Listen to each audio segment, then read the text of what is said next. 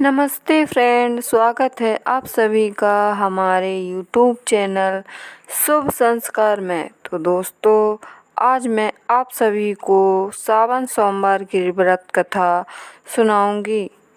प्राचीन समय में अमरपुर नामक गांव में एक साहूकार रहता था। साहूकार बहुत धनी था। उसके पास अपार धन संपत्ति थी, परंतु उसके कोई संतान न थी। इसी कारण से साहूकार और उसकी पत्नी दुखी रहते थे। साहूकार शिव जी का बड़ा भक्त था। वह सभी सोमवार तथा सावन सोमवार का व्रत किया करता था। वह व्रत का पालन पूर्ण श्रद्धा भक्ति से करता था।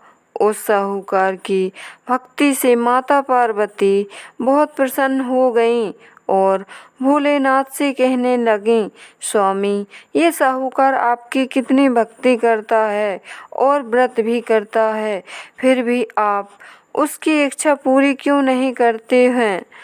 तभी शिव जी कहने लगे, हे देवी, ये साहूकार मुझसे एक पुत्र की कामना करता है, परंतु इसके पूर्व जन्म के कर्मों के कारण इसके भाग्य में पुत्र सुख नहीं है, तो फिर मैं कैसे इसे पुत्र प्रदान कर दूं। परंतु पार्वती मैया न मानी और उस साहूकार को पुत्र देने की जिद पर अड़ी रहीं। तब शिव जी ने एक रात साहूकार को स्वप्न में दर्शन दिए और कहा कि तुम्हें एक संस्कारी पुत्र प्राप्त होगा, परंतु वह मात्र 16 वर्ष की ही आयु तक जीवित रह सकेगा। सुबह उठकर साहूकार ने अपनी पत्नी को स्वप्न की सारी बात बताई, जिससे वे दोनों पति पत्नी खुश भी हुए और उन्हें दुख भी हुआ। फिर कुछ दिनों के बाद साहूकार के घर एक पुत्र हुआ और जब वह बालक 15 वर्ष का हुआ तो साहूकार ने उसे उसके मामा के साथ तीर्थ स्थान पर भेज दिया। साहूकार ने अपने पुत्र को खूब सारा धन दिया और कहा कि रास्ते में दान पुण्य और यज्ञ करते हुए जाना तथा गरीबों की मदद करते हुए जाना। अब साहूकार का पुत्र अपने मामा के साथ तीर्थ यात्रा पर चल दिया। रास्ते में वे एक राज्य से गुजर रहे थे जहां राजकुमारी की शादी हो रही थी। राजकुमारी का विवाह जिस राजकुमार से हो रहा था वह तो एक आंख से काना था।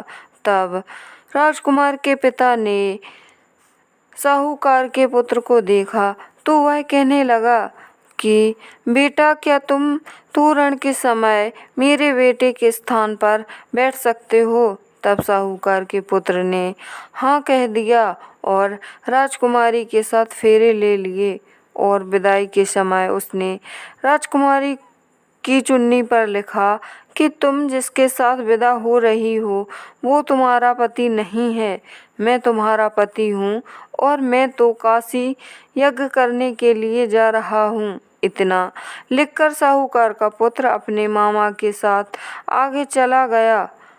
जब राजकुमारी ने अपनी चुन्नी पर लिखा हुआ पढ़ा तो राजकुमारी ने राजकुमार के साथ जाने से मना कर दिया। वे दोनों मामा भांजे यज्ञ करते हुए और दान पुण्य करते हुए काशी पहुंच गए और जब साहूकार का पुत्र 16 वर्ष का हुआ तो वह एक दिन अपने मामा के साथ यज्ञ कर रहा था। तभी उसको पेट में अचानक से दर्द होने लगा और उसका मन विचलित होने लगा। तब उसने मामा को यज्ञ में बैठाकर आराम करने के लिए अंदर आ गया। जैसे ही वह कुटिया में गया तो उसके पेट में बहुत तेज दर्द होने लगा, परंतु वह अपने मामा को चिल्लाकर बुला भी न सका, क्योंकि वह नहीं चाहता था कि उसका यज्ञ खराब हो जाए। इसीलिए वह सिसक सिसक कर रो रहा था। तभी वहाँ से महादेव और पार्वती मैया गुजर रहे थे।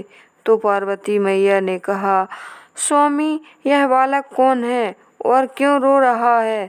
तब शिव जी ने कहा, यह उसी साहूकार का पुत्र है जो मेरा भक्त है।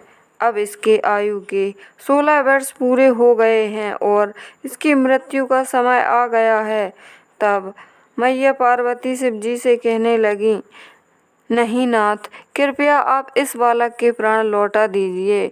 मुझसे बालक का दुख देखा नहीं जाता है। पार्वती मैया के बार बार अनुरोध करने पर शिव जी ने उसे जीवित कर दिया।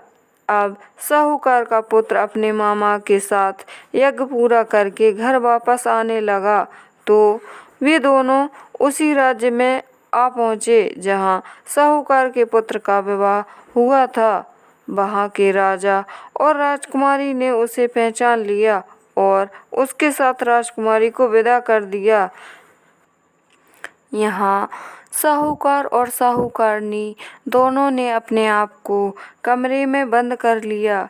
उन्होंने कहा, यदि उनका पुत्र काशी से वापस न आए तो वे भूख प्यास से अपनी जान दे देंगे। तभी साहूकार के पुत्र के मामा ने बुलावा भेजा कि शगुन की तैयारी करो, मेरा भांजा विवाह करके वापस आ रहा है। ऐसा समाचार सुनकर साहूकार और उसकी पत्नी की खुशी का ठिकाना न रहा और वे दोनों मिलकर धूमधाम से अपने पुत्र का स्वागत करने लगे और वधू दोनों का उन्होंने स्वागत किया। तो दोस्तों, आपने देखा कि किस प्रकार साहूकार के भाग्य में पुत्र न होने पर भी उसे पुत्र प्राप्त हुआ और वो दीर्घायु को भी प्राप्त हुआ। ये सब सावन सोमवार के व्रत के फल से ही तो हुआ है। हे भोलेनाथ, जो भी इस व्रत को करे आप उसके सभी मनोरथ पूर्ण करना। हर हर महादेव। तो दोस्तों, ये थी सावन सोमवार के व्रत की कथा। आपको कैसी लगी हमें कमेंट में ज़रूर बताएं। वीडियो पसंद आए तो लाइक और मेरे चैनल को सब्सक्राइब करना ना भूलें। धन्यवाद।